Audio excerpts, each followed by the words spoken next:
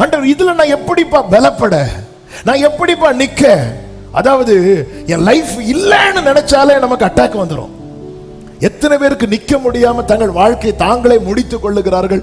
சிலர் அதிலேயே சிக்காகி அவ்வளவுதான். சில பார்த்துருக்கீங்களா, திடீர்னு வேலை போயிடும், ரொம்ப சிக்காயிருவாங்க. ஐயோ என் ஃபியூச்சர், ஐயோ எதிர்காலம், ஐயோ பிள்ளை காரியம், இப்படி நினைக்கும் போது என்ன ஆயிரும் அப்படின்னா ரொம்ப பலவீனப்பட்டுருவோம். எத்தனை பேர் தெரியுமா, எத்தனை ஜெப குறிப்புகள், எதனால இப்படி ஆச்சு, ஏன் இந்த ஸ்ட்ரோக் வந்துச்சு, இப்படி ஒரு சிச்சுவேஷன் நடந்துச்சு.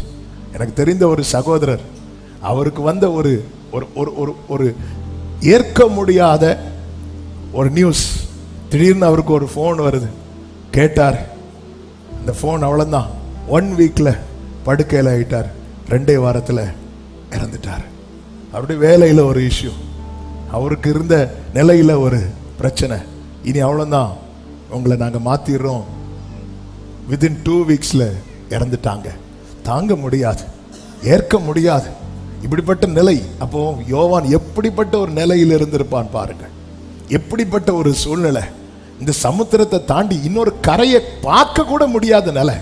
அந்த நிலையில கர்த்தர் ஒருவனை எப்படி பலப்படுத்துகிறார் என்றால், வெளிப்பாடை கொடுத்து, இனி சம்பவிக்க போகிறதை குறித்த வெளிப்பாடை குறித்து, என்ன சம்பவிக்க போகிறது, அடுத்து டொமிஷியன் என்ன செய்ய போறான்னு கர்த்தர் காண்பிக்கிறதல்ல வெளிப்பாடு.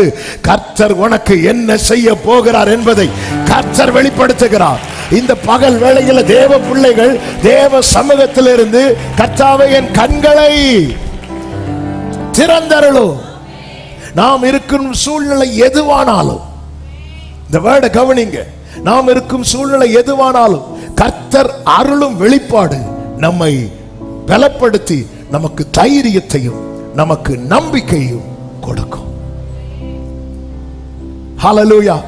இப்படி 4 பக்கம் அடைக்கப்பட்ட நிலையில தான் இருக்கிறோம். ஆனா கர்த்தர் அவனுக்கு வெளிப்பாடு கொடுக்கிறார். அந்த வெளிப்பாடு எங்கிருந்து வருகிறது பாருங்கள், பிதாவாகிய தேவன் வழியா, குமாரனாகிய கிறிஸ்து மூலமாய். ஆமென். பத்மோ தீவோ அக்கினி கிடங்கோ, ஆமென், அக்கினி சூளையோ காவர் கிடங்கோ, கர்த்தர் ஒருவனுக்கு வெளிப்பாட கொடுக்கணும்னு நினைச்சிட்டார்னா கர்த்தர் அதை கொடுப்பார்.